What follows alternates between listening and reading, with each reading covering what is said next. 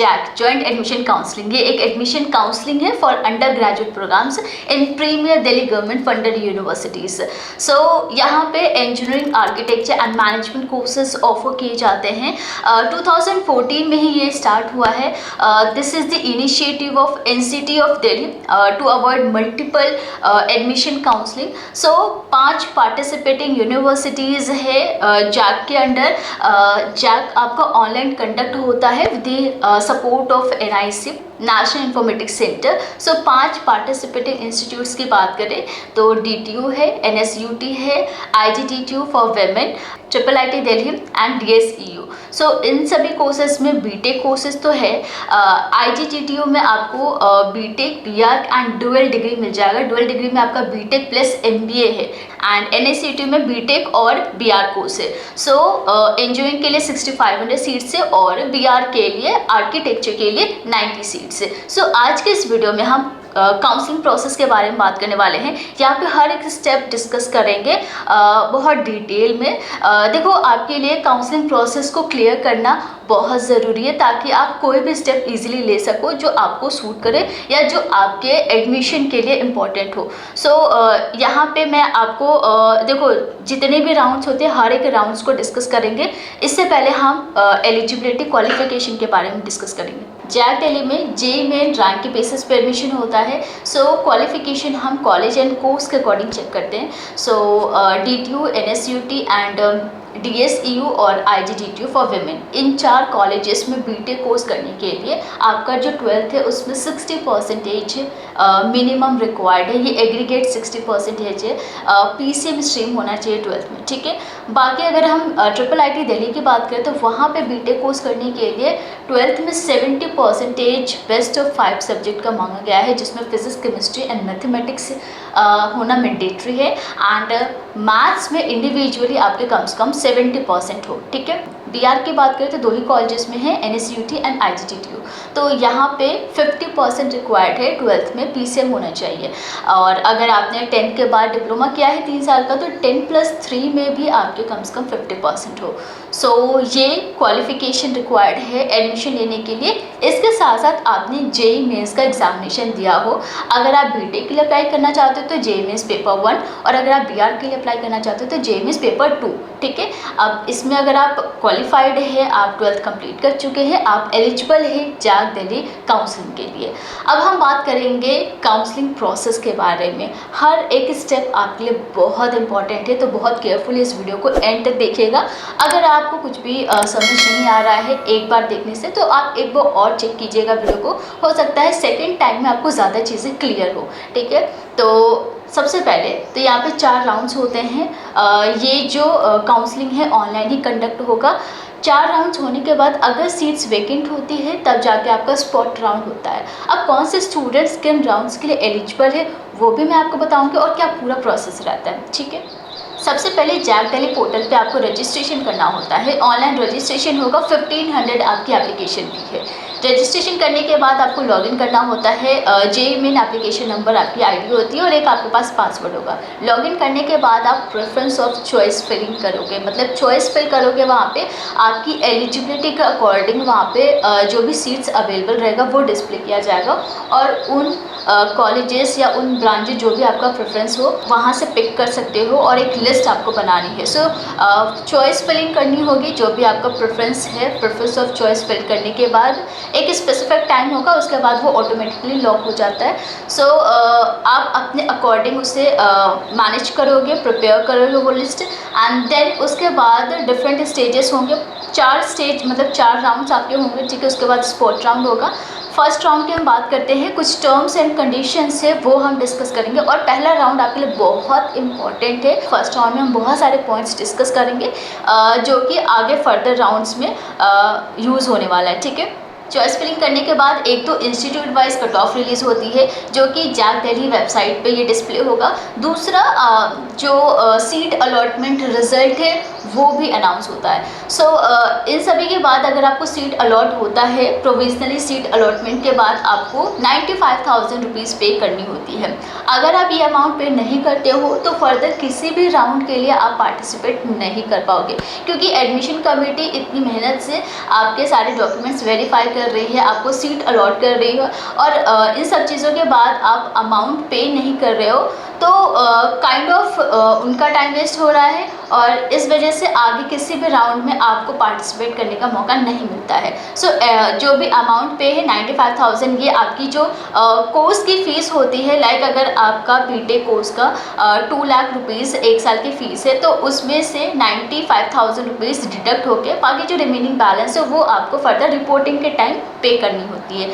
सो online आपको 95,000 पे करना होगा अगर प्रोविजनल सीट अलॉटमेंट होता है। अगर आपको सीट मिलती है तो ये अमाउंट पे करनी, नहीं पे करोगे तो फर्दर किसी भी राउंड में आप एलिजिबल नहीं होंगे। सो इसके बाद आपका जो डॉक्यूमेंट है वो वेरीफाई होता है। एडमिशन कमेटी फिज़िकली आपके सारे डॉक्यूमेंट्स को वेरीफाई करती है, उसके बाद जाके आपका एडमिशन कंफर्म होता है। उसके बाद आप प्रोविजनल एडमिशन लेटर डाउनलोड कर सकते हो फ्रॉम जैक दिल्ली वेबसाइट। अगर जो सीट आपको मिला है उससे आप सेटिस्फाइड नहीं हो तो आप फ्रीज़ कर सकते हो। उसके लिए आपको फ्रीजिंग रिक्वेस्ट सेंड करनी होती है फ्रॉम जैक दिल्ली पोर्टल, और अगर एक बार आप फ्रीज़ करते हो तो उसके बाद आप रिवर्ट नहीं कर सकते हो, आप अपग्रेडेशन के लिए नहीं जा सकते हो। तो फ्रीज़ करने का मतलब ही यही है कि आपको जो सीट मिला है उससे आप सेटिस्फाइड हो, उसमें आप एडमिशन लेना चाहते हो और आपको कोई अपग्रेडेशन नहीं चाहिए। दूसरा, अगर आप फ्रीज़ नहीं करते हो, फ्रीजिंग रिक्वेस्ट नहीं भेजते हो, तो इसका मतलब ये है कि आपको जो सीट मिला है उसमें आप अपग्रेडेशन चाहते हो, तो आप किसी भी सब्सिक्वेंट राउंड्स में अपग्रेडेशन के लिए पार्टिसिपेट कर सकते हो। सो 2 ऑप्शन होता है जब आपको सीट मिलता है, एक तो या तो आप फ्रीज़ करो या फिर आप अपग्रेडेशन के लिए जाओ, ठीक है। अगर अलॉटेड सीट आपकी फर्स्ट चॉइस है तो उसमें आपको अपग्रेडेशन नहीं मिल सकता, यानी कि आप अपग्रेडेशन या सब्सिक्वेंट राउंड्स के लिए एलिजिबल नहीं होंगे। अगर आपके किसी भी डॉक्यूमेंट्स में कोई भी डेफिशिएंसी पाई जाती है तो वहाँ पे भी आपका एडमिशन कैंसिल हो सकता है। तो एक स्पेसिफाइड टाइम से पहले आपको वो चीज़ क्लियर करनी होती है। अगर आप क्लियर कर लेते हो तो आपका एडमिशन कंफर्म हो जाता है। अगर आप वो स्पेसिफाइड टाइम से पहले क्लियर नहीं करते हो तो आपका एडमिशन कैंसिल भी हो सकता है। अब यहाँ पे अगर आपने फ़ीस पे किया है, लाइक 95,000 अमाउंट अगर पे कर दिया है, तो वो विदिन 10 डेज़ आपको रिफ़ंड कर दिया जाएगा, लेकिन आपका एडमिशन डिपेंड करेगा आपके डॉक्यूमेंट्स पे। तो जो एडमिशन कमेटी है वो वेरीफाई करती है फिज़िकली। सो कोई भी डॉक्यूमेंट्स की एक बार वैलिडिटी आप चेक कर लीजिएगा।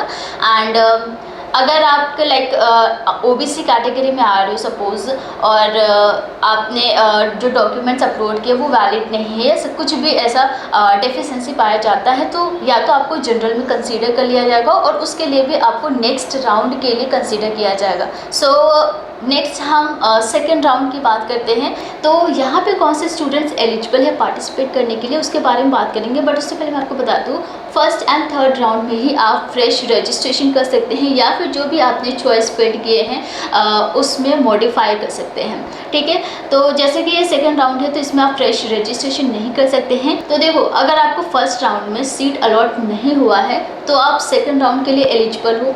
अगर आपको फर्स्ट राउंड में सीट अलॉट हुआ था लेकिन आपने फ्रीज़ नहीं किया, ठीक है, अगर आपने फ्रीज़ नहीं किया तो आप अपग्रेडेशन चाहते हो तो अपग्रेडेशन के लिए सेकंड राउंड में पार्टिसिपेट कर सकते हो। थर्ड, ऐसे स्टूडेंट्स जिनको फर्स्ट राउंड में सीट अलॉट हुआ है, एडमिशन फ़ी भी आपने पे किया है, बट एडमिशन कंफर्म नहीं हुआ due to some deficiencies in documents, तो ऐसे में आप नेक्स्ट राउंड के लिए पार्टिसिपेट कर सकते हो विद चेंज कैटेगरी, सब कैटेगरी और रीजन। सो यहाँ पे अगर आपको सीट अलॉट होता है तो पूरा जो प्रोसेस है वो फर्स्ट राउंड की तरह ही होगा। सीट अलॉट होने के बाद आपको एडमिशन फ़ी पे करनी होगी, डॉक्यूमेंट आपका वेरीफाई होगा, उसके बाद आपका एडमिशन कंफर्म होगा, ठीक है। एडमिशन फ़ी आपकी 95,000 रुपीज़ रहेगी।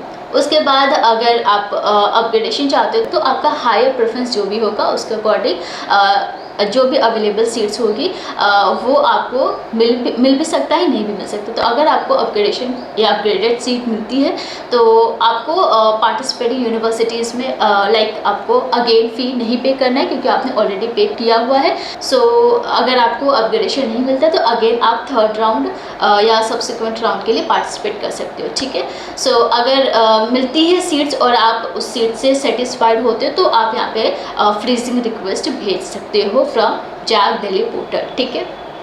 तो उसके बाद हम बात करते हैं थर्ड राउंड्स की। तो थर्ड राउंड्स में कौन एलिजिबल है उसके बारे में बात करेंगे। लेकिन जैसे कि मैंने आपसे कहा कि फर्स्ट एंड थर्ड राउंड्स में आप फ्रेश रजिस्ट्रेशन कर सकते हैं। तो यहाँ पे अगर आप किसी भी रीज़न की वजह से फर्स्ट राउंड में रजिस्ट्रेशन नहीं कर पाए थे तो थर्ड राउंड में आप ऑनलाइन रजिस्ट्रेशन कर सकते हैं। 1500 आपको रजिस्ट्रेशन फ़ी पे करनी होगी, चॉइस फिलिंग करनी होगी और उसके बाद आपको फ्रीज एंड फ्लोट का ऑप्शन आता है, उससे पहले आपको सीट अलॉट किया जाता है, ठीक है। तो यहाँ पे आप चाहो तो जो भी आपने चॉइस फिलिंग की थी उसको मॉडिफाई भी कर सकते हो। अब बात करते हैं कौन एलिजिबल है थर्ड राउंड के लिए। आपको सीट अलॉट किया गया है लेकिन आपने एडमिशन नहीं लिया है, जो भी पार्टिसिपेटिंग इंस्टीट्यूट या यूनिवर्सिटी आपको प्रोग्राम ऑफर किया है तो उसमें भी आप थर्ड राउंड में पार्टिसिपेट कर सकते हैं। फर्स्ट या सेकंड राउंड में आपको कोई भी सीट अब तक अलॉट नहीं किया गया तो आप थर्ड राउंड में पार्टिसिपेट कर सकते हो। अगर किसी स्टूडेंट्स ने सीट विड्रॉ कर ली है, एडमिशन विड्रॉ कर ली है तो वो भी यहाँ पे अप्लाई कर सकते हैं। रजिस्टर्ड कैंडिडेट को सीट अलॉट किया गया बट आपने रिपोर्ट नहीं किया है एडमिशन के लिए तो भी आप यहाँ पे एलिजिबल है। आपने चॉइस फिलिंग नहीं की थी रजिस्ट्रेशन के टाइम तो भी आप यहाँ पे एलिजिबल हो। आपको सीट अलॉट किया गया लेकिन कैंसिल हो गया किसी रीज़न की वजह से ड्यू टू सम डेफिशिएंसीज तो भी आप यहाँ एलिजिबल हो। आपको सीट अलॉट किया गया, आपने फ्रीज़ नहीं किया, आपको अपग्रेडेड सीट चाहिए थी तो भी आप यहाँ पे एलिजिबल हो। फोर्थ राउंड के लिए कौन एलिजिबल है तो अगेन वो स्टूडेंट अप्लाई कर सकते हैं जिनको थर्ड राउंड में कोई सीट अलॉट नहीं हुआ है, या फिर वो स्टूडेंट्स जिनको सीट अलॉट तो हुआ लेकिन उन्होंने फ्रीज नहीं किया, यानी कि एडमिशन कंफर्म करने के बाद भी उसे अगर आप लॉक नहीं करते हो, फ्रीज नहीं करते हो तो वो अपग्रेडेशन में जाता है। तो आप अपग्रेडेड सीट्स चाहते हो तो उसके लिए अप्लाई कर सकते हो। सो यहाँ पे भी अगर आपको सीट मिल जाती है तो आपको फ्रीज करना होता है। अगर आपको सीट मिलती है उससे भी अगर आप सेटिस्फाइड नहीं हो तो या फिर आप फ्रीज कर सकते हो या फिर अपग्रेडेड सीट्स के लिए जा सकते हो फर्दर राउंड में, ठीक है। तो जैसे कि ये फोर्थ राउंड है तो इसके बाद इंटरनल अपग्रेडेशन था वो भी मैं आपको बताऊंगी। एंड उसके बाद वो स्टूडेंट जिनको सीट अलॉट हुआ, आपने एडमिशन फ़ी भी पे किया लेकिन किसी भी रीज़न की वजह से आपका एडमिशन कंफर्म नहीं हुआ, हो सकता है आपका डॉक्यूमेंट वेरीफाई ना हुआ हो, तो भी आप यहाँ पे फोर्थ राउंड में एलिजिबल हो। सो प्रोसेस पूरा सेम रहता है। फोर्थ राउंड के बाद आपका जैसे ही कंप्लीट होता है, after completion of fourth round आपका इंटरनल अपग्रेडेशन होता है। सो जिन लोगों ने भी अपग्रेडेशन के अप्लाई किया होता है उन लोगों को यहाँ पे जो वैकेंट सीट्स है उसमें से अपग्रेडेड सीट्स आपको मिलता है, ठीक है।